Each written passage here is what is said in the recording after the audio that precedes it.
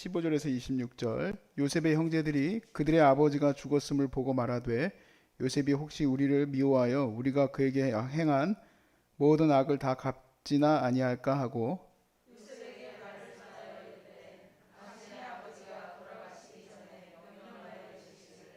너희는 이같이 요셉에게 이르라. 내 형들이 내게 악을 행하였을지라도 이제 바라건대 그들의 허물과 죄를 용서하라 하셨나니 당신 아버지 하나님의 종들인 우리 죄를 이제 용서하소서 하매 요셉이 그들이 그에게 하는 말을 들을 때에 울었더라.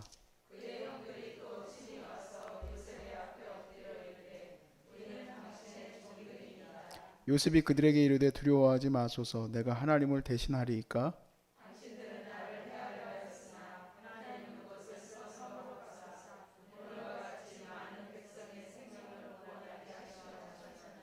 당신들은 두려워하지 마소서. 내가 당신들과 당신들의 자녀를 기르리이다 하고 그들을 간곡한 말로 위로하였더라.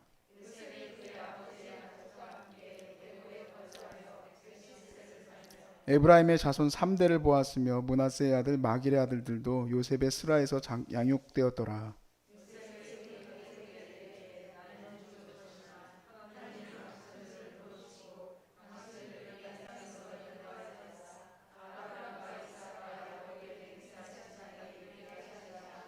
요셉이 또 이스라엘 자손에게 맹세시켜 이르시기를 하나님이 반드시 당신들을 돌보시리니 당신들은 여기서 내 해골을 메고 올라가겠다 하라 하였더라. 110세의 죽음에 그들이 그의 몸에 향재료를 넣고 애굽에서 입관하였더라. 아멘. 우리가 누군가에게 사랑을 주고 또 용서하고 자비를 베풀고 내가 져주고 듣기 좋죠. 우리 기독교인들이 항상 듣는 이야기입니다. 근데 그거는 되게 힘든 일이에요. 내가 왜 저 나쁜 놈을 용서해야 될까? 내가 왜 나에게 해코지한 사람에게 자비를 베풀어야 되나? 그런 생각이 들 수밖에 없습니다. 내가 뭐 그렇다고 해서 얻을 것이 없잖아요. 그 일로 뭘 얻었겠어요? 소리라고 떴네? 왜 소리가 또 안 들려요? 이수 사모님이 말씀을 좀 주십시오. 소리가 또 어떤지. 소리라고 이렇게 써놨어.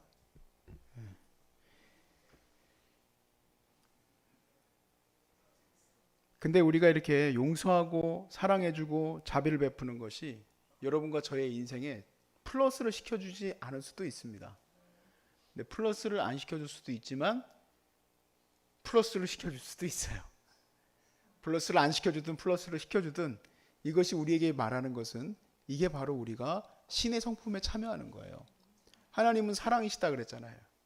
하나님을 우리가 어떻게 경험합니까? 하나님을 우리가 어떻게 알 수 있겠습니까? 나무 뿌리 뽑는다고 하나님 아는 거 아니에요.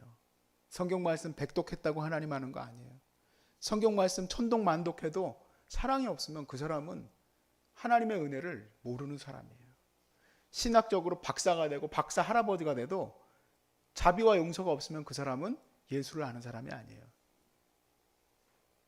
우리가 부모가 돼야 부모 마음 안다 하잖아요. 부모가 돼야지 부모 마음 아는 게 있더라고요. 그거하고 똑같습니다. 사랑해 봐야 하나님이 얼마나 사랑이 많으신지 알 수 있게 되는 거예요. 여러분이 모두 다 신의 성품에 참여할 수 있길 바랍니다.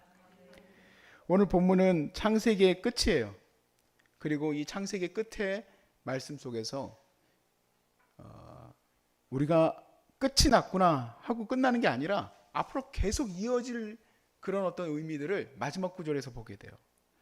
50장 25절에서 26절에 보니까 요셉이 또 이스라엘 자손에게 맹세시켜 이르기를 하나님이 반드시 당신들을 돌보시리니 당신들은 여기서 내 해골을 메고 올라가겠다 하라 하였더라. 요셉이 110세의 죽음에 그들이 그의 몸에 향재료를 넣고 애굽에서 입관하였더라. 그럼 끝이잖아요. 근데 끝난 게 아니에요. 왜냐하면 25절에 내 해골을 가지고 올라가라 라고 부탁을 했기 때문에 그래요. 그리고 이제 출애굽기로 넘어가게 되죠. 창세기를 50장까지 읽고 나면 출애굽기로 넘어가는데 그 한 장 넘어가는 차이가 400년입니다. 그리고 나서 요셉의 그런 어떤 유언도 남아있을지 안 있을지도 모르는 거고 또 뿐만 아니라 이집트와 또 바로가 예전처럼 요셉이 있었을 때처럼 이스라엘을 따뜻하게 대해주지도 않습니다. 그러한 모든 시차적인 또 시간적인 흐름이 다 끝나고 났지만 결국에 하나님은 이 요셉이 세겜 땅에 묻힐 수 있도록 인도해 주셔요. 그것이 성취가 돼요. 세겜 땅을 요셉에게 허락해 줘요. 이게 얼마나 큰 일인지 우리나라를 보면 알아요. 우리나라 보면은 지역 감정이 커요, 안 커요? 도대체 이 지역 감정 누가 만들어 놓은 거예요? 대통령도 만들었을지 모르겠지만 사실은 이미 이 나라에 뿌리 깊게 박혀 있는 골이에요, 골. 이미 오래전부터 가지고 있었던 거예요. 제가 대전에서 가끔 이렇게 우리 청년들을 데리고 수련회를 가는 곳이 있었어요. 거기가 어디냐면 황산벌이에요. 황산벌 뭔지 아십니까? 싸우던 데예요. 싸우던 데. 참 희한해요. 민족성도 그렇고 이런 모든 사람들의 마음속에도 그렇고 이미 오래전부터 가지고 있었던 것들이 400년이 지났으니까 없어질 거라 없어지지 않습니다. 사실 이 유언이 이루어지는 데 있어서 아주 중요한 부분이 요셉에게서부터 시작되어져요. 바로 용서예요. 만약에 요셉이 용서하지 않았다면 요셉 해골 누가 들고 가요? 나중에 400년 뒤에 요셉 씨가 더 커졌을지 유다 씨가 더 커졌을지 어떻게 알아요? 유다가 더 커져서 유다가 아주 기분이 안 좋아요. 요셉에 대해서. 그래? 요셉이 우리 아버지와 우리 부모까지 다 죽인 이 원수 집안 놔주지 않겠죠. 물론 우리가 이거는 소설처럼 만들어내는 지금 생각이지만 어떻게든 이런 하나님의 뜻이 이루어지는 데 있어서 필요한 것은 사랑이에요. 사랑, 용서. 아버지가 죽고 나서 요셉이 죽고 야곱이 죽고 나서 이제 형들이 이제 두려워졌어요. 아버지 울타리가 없어졌으니 요셉이 우리를 죽이지 않겠나 싶어서 아버지 들먹이면서 우리는 하나님의 종이다라고 얘기를 해요. 우리를 용서해라. 우리는 하나님의 종이다. 자, 17절 말씀에 보니까 너희는 이같이 요셉에게 이르라. 네 형들이 너에게 악을 행하였을지라도 이제 바라건대 그들의 허물과 죄를 용서하라 하셨나니 당신 아버지 하나님의 종들인 우리 죄를 이제 용서하소서 하며 요셉이 그들이 그에게 하는 말을 들을 때에 울었더라. 자, 대답이 없었는지 있었는지는 잘 모르겠어요. 그런데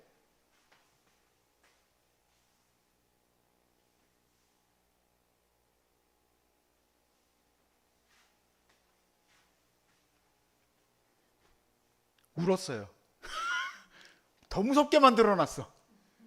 더 무서워졌어. 그래서 또 찾아왔어요. 이번엔 태도가 바뀌었어. 뭐 아버지 뭐 저쪽 종 그런 거 없고 이제는 당신의 종이니이다. 형들이 친히 와서 요셉의 앞에 엎드려 이르되 당신의 종이니이다. 그랬더니 이 기가 차죠. 그렇지만 이미 마음을 용서했잖아요. 용서했으니 이제 형들에게 걱정하지 말고 돌아가라고 내가 다 사랑하겠다고 얘기를 해요. 이게 얼마나 큰 일인지 아십니까? 이 일은 앞으로 민족이 살아나고 또 그리고 하나님의 영광이 그 모든 것 안에서 이루어지게 하는 일이에요. 그러니까 사실상의 진정한 인생에서의 성공은 바로 이 사랑 안에 있다라고 우리는 볼 수 있는 줄로 믿습니다.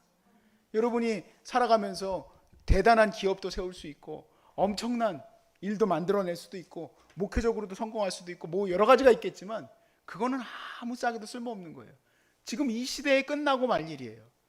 모든 것은 나중으로 이어져야 되는데 그 이어짐에 있어서 가장 중요한 것은 바로 사랑이에요. 용서하는 거예요. 자비를 베푸는 거예요. 여러분 나이를 먹어갈수록 자비가 많아지고 사랑이 많아지면 얼마나 좋을까요? 이렇게 나이를 들어가면서 깨닫게 되는 게 있어요. 어떤 분이 60대에 자기 뒤를 돌아본 이야기를 읽으면서 제가 공감을 했어요. 시간이 흐를수록 미운 사람이 자꾸 늘어난대. 이게 사람이 시간이 흐를수록 더 미운 사람만 늘어나는 거예요. 예전에는 좋아하고 사랑했었던 친척도 어느 날 말 한마디 잘못했다고 관계 끊어버리고, 어느 날 자기한테 뭐 이렇게 좀 서운하게 했다고 관계 끊어버리고, 남는 게 뭐가 있어요? 아무것도 남는 것도 없어. 그 사람은 실패한 거예요. 그래서 우리가 더 나이를 더 많이 들어갈수록 얼마나 감사합니까? 하나님이 우리 안에 나이가 들면 들수록 호르몬의 변화가 생겨서 보니까 옹졸하게 만들어 놨어. 그러니까 옹졸해질수록 더 많이 하나님의 성품에 참여할 기회가 주어졌어. 그러니까 할렐루야예요. 하나님께 영광이에요. 내가 이렇게 부족한 거 아니까. 그래서 더 품어낼 수 있기를 바랍니다. 그게 성공한 인생이에요. 여러분을 통해서 사랑받는 자녀들이 더 많이 세워질 수 있기를 바라고, 저도 마찬가지입니다. 우리 사랑하는 동료들과 동기들이 많이 있습니다. 근데 그분들이 다 잘 되길 바라요. 근데 내가 다 할 수가 없잖아요. 그런데 이렇게 생각을 해보니까, 왜 그때 그 사람들을 나에게 만나게 하셨을까? 왜 그때 이 사람들과 함께 내가 사명을 감당했을까? 생각을 해보면 다 내가 도우라고 주신 거예요. 도우라고. 여기 있다 보면 어떻게 하다 보니까, 예전에 제가 단기 선교 갔었던 곳에 인도네시아 선교사님이, 그분이 여기 알고 오신 것도 아니에요. 너무 놀랍게도 여기 앞에 입구에 들어오면서 나를 보고 깜짝 놀라고 들어오셨어요. 왜냐하면 단기 선교는, 여러분, 선교가 뭐 이렇게 막 길게 있었던 게 아니고 한 일주일가 있던 거예요. 근데 일주일가 있던 목사가 자기의 눈앞에 나타나 있는 거야. 얼마나 웃겨요, 그렇죠? 얼마나 이상해. 다 그렇게 만나는구나. 다시 만나고 다시 또 헤어지기도 하는구나. 근데 여러분 마음에 계속 원수 맺는 것처럼 계속 매듭만 계속 져봐요. 뭐가 남아있어요? 아무것도 남는 거 없지. 오늘 이 시간 창세기 끝날 때면, 창세기 이제 끝내잖아요.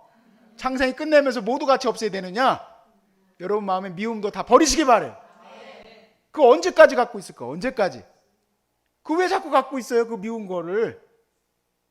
그거 갖고 있어봐야 내 마음만 옹졸해져요. 자꾸 더 미워져요. 더 많이 미워져. 더 많이. 자기가 미워하면서 왜 나한테 전화도 안 해? 이러고 있어. 자기가 미워해가지고 미운 마음 때문에 전화도 못 하는데, 그거 봐라. 나한테 전화도 한 통 안 하고. 내가 암에 걸렸는데 말이야. 그래, 네 암 딴 거 한번 걸려봐. 내가 가만히 내두나. 나 이제 전화도 안 한다. 나도 찾아가지도 않는다. 두고 봐라. 내 딸 결혼식에 부르기를 하나. 그러지 말란 말이에요. 그러지 말란 말이에요. 암에 걸리고 나면 더 그런 마음이 더 커져. 자꾸 서운하고, 자꾸 미워하고, 자꾸 마음속에 서운해. 이 섭섭함이 자꾸 들어와. 남편한테 섭섭하고, 자식들한테 섭섭하고, 심지어는 담임 목사님한테도 섭섭해. 담임 목사님, 어떻게 내가 여기 1년이나 와 있었었는데 한 번 안 찾아오냐고. 그런 분들도 많이 있었어요. 제가 이거 말씀드린 건 웃자고 하는 얘기가 아니라 다 암환자들한테 들었던 얘기예요. 들었던 얘기.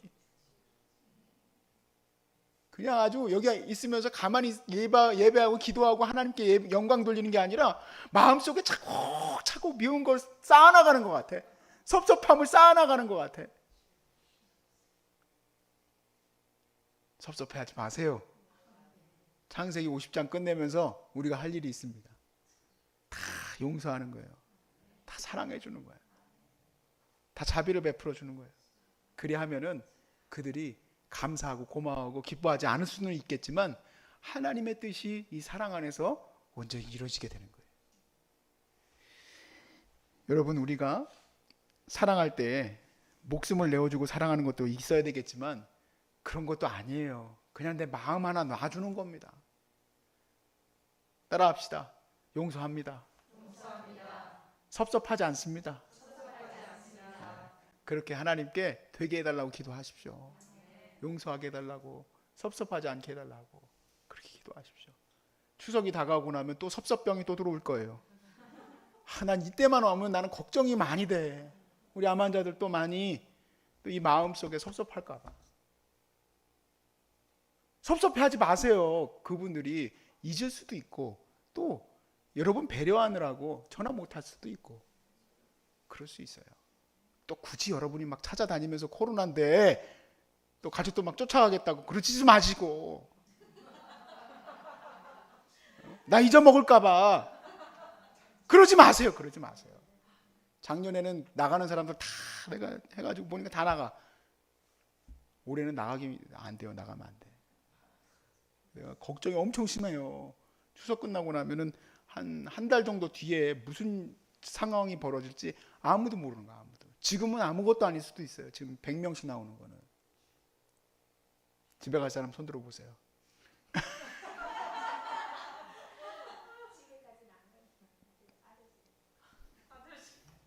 나도 아들 있어요. 둘.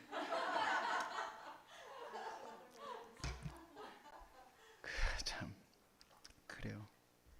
우리 서로 간에 그렇게 기도하고 사랑한다는 것이 얼마나 중요한 일인지 여러분 깨달아 하시길 바라요. 그리고 우리에게 그 찾아오는 섭섭함들은 마음에 불과하니까.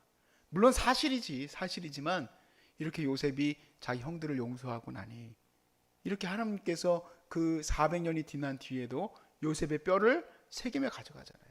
그것만이 아니에요. 이 말씀에 보면은 요셉이 므낫세 23절에 보세요. 므낫세의 아들 마길의 아들들도 요셉의 스라에서 양육되었다 그랬어요. 무슨 일이 있었는지는 모르겠지만 므낫세의 이 자손들이 몇 명이 요셉의 스라에서 키워져야 될 수밖에 없는 상황에 있었어요. 근데 그 아이들을 잘 양육했을 거라고 여러분 믿어지시죠? 이게 또 놀라운 일입니다. 남의 자식들 데려다가 그것도 자기를 미워하고 자기를 죽이려고 했었던 형의 자식들을 형의 그 자손들을 내가 계속 사랑하고 섬긴다는 것이 바로 성령이 원하는 우리에게 원하는 일들이에요.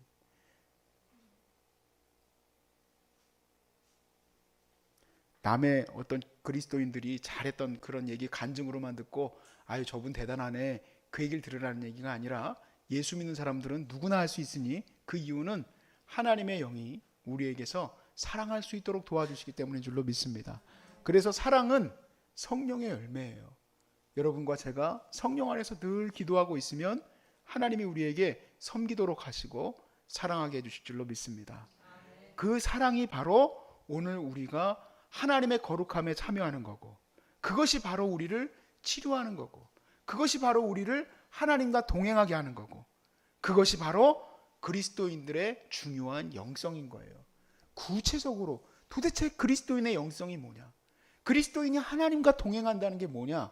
그건 바로 사랑이에요. 다른 것으로 설명할 게 없어요. 이건 분명하기 때문에 사도도 이것은 분명한 거다. 금할 길이 없다. 사랑하라는 말씀을 금할 것이 없다라고 했어요.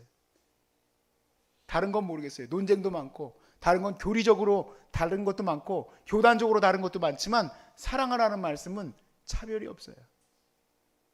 그래서 이것이 이루어질 수 있도록 여러분 함께 우리가 아멘으로 받을 수 있길 바랍니다. 아멘.